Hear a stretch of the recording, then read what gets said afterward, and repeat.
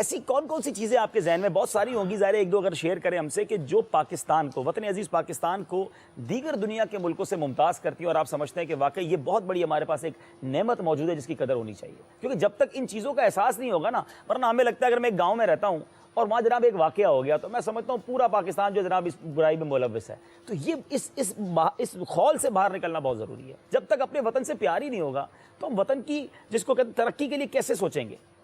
دیکھیے، وطن کی محبت جو ہے نا ایک فطری چیز ہوتی ہے. اس سے خالی بہت کم لوگ ہوتے ہیں. کوئی ہوگا کہ جو بالکل ہی یعنی معاذ اللہ وطن دشمن بن جائے یا وہ اتنا ہی دکھی ہے وطن کی چیزوں سے کہ وہ اس کے جذبات کچھ اور ہے.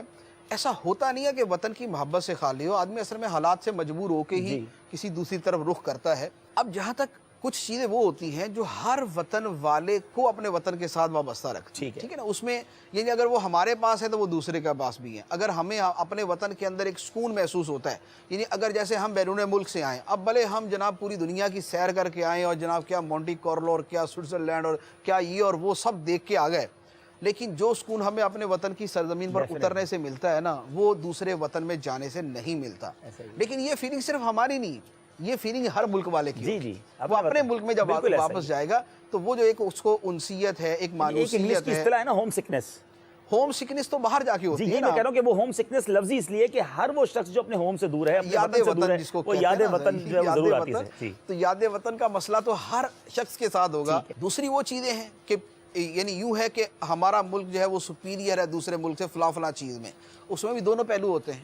کچھ چیزوں کے اندر دوسرا ملک ہم سے بھی بہتر ہوگا. یعنی اگر ہمارے ہاں مثال کے طور پہ جو ہے وہ ہمارا موسم ایسا ہے تو دنیا میں لازمی بات ہے کہ سب سے اچھا موسم ہمارا نہیں ہے. کسی ملک کا موسم جو ہے عالمی اعتبار سے ہم سے بھی زیادہ اچھا ہے، تو یا مالی اعتبار سے ہم سے زیادہ پاورفل ہیں، یا تربیت کے اعتبار سے ہم سے بہتر ہیں. تو یوں جو ہے یہ کچھ انفرادیت ہوتی ہے جو ہر ملک کو حاصل ہوتی ہے. اچھا، اب پاکستان کی جو انفرادیت ہے اس میں جب بھی ہم کلام کریں گے اس میں ہمارا جذباتی پہلو ضرور ساتھ اٹیچ ہو جاتا ہے. یعنی بہت ساری چیزیں جب یہ کہیں گے نا کہ یار ہمارے ملک میں یہ ہے، وہ بیسیکلی صرف ہمارے ملک میں نہیں ہے. یعنی اگر ہم یہ کہیں کہ یار پاکستان ایسا ملک ہے جب ہم یہاں آتے ہیں تو ہمارے دل کو سکون ملتا ہے، تو لازمی بات ہے کہ یہ ہمارے وطن کی خصوصیت نہیں ہے، یہ ہمارا کیونکہ ہم اس وطن کے ساتھ ہیں اس لیے یہ ہے. دوسرے وطن والے کو بھی اسی طرح کی وابستگی ہوگی.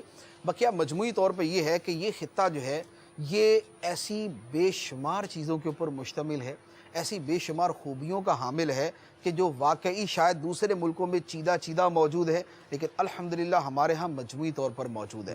ہمارے ہاں جس طرح مختلف زبانیں ہیں، دنیا کے بہت سارے ملک ہیں ایک ہی زبان ہے، ہمارے یہاں بہت ساری زبانیں. اچھا، یا ایک موسم ہے، ہمارے یہاں بہت سارے موسم ہیں. اچھا، ہمارے یہاں پھر ہر طرح کا موسم. زمین کی اقسام ہوتی ہیں، پہاڑی زمین ہے، میدانی زمین ہے، زرخیز زمین ہے، بنجر زمین ہے، صحرا ہے. پاکستان کے اندر ہر طرح کی چیزیں موجود ہیں.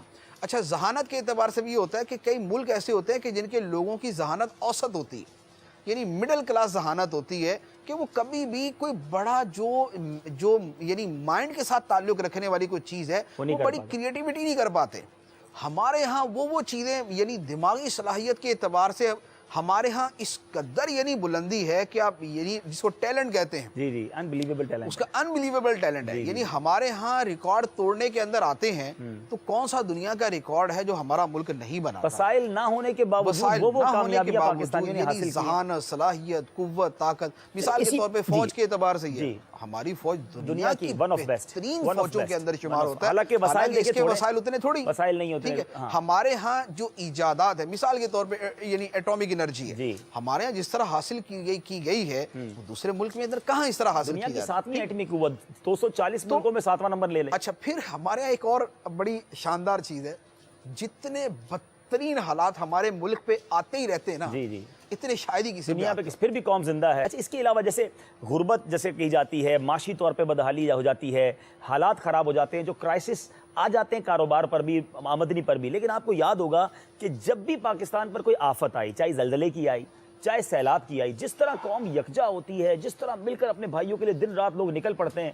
وہ زندہ دلی کی قوم ہے کہ بستر چھوڑ کر وہ جناب کشمیر کے اندر برف پیلے پہاڑوں پہ اسلامی بھائی نظر آتے ہیں، عام لوگ نظر آتے ہیں جو بظاہر مذہبی اولیے والے بھی نہیں ہوتے، لیکن وہ حب الوطنی، مسلمانوں سے محبت، اپنے پاکستان سے محبت. اچھا، پھر بیرون ملک پاکستانی جو سپورٹنگ رول ادا کرتے ہیں. میں بھی آسٹریلیا میں تھا، مجھے انہوں نے بتایا کہ ہم نے آسٹریلیا میں بہت زیادہ پاکستانی نہیں ہیں مفتی صاحب، ٹوٹل آسٹریلیا میں 70-75 ہزار پاکستانی ہیں. لیکن انہوں نے بتایا کہ جب یہ پاکستان میں زلزلہ آیا تھا، ہم نے 53 کنٹینر پاکستانیوں سے جمع کر کے 53 کنٹینر آسٹریلیا سے ٹینٹ کے ہم نے کشمیر بھجوائے تھے.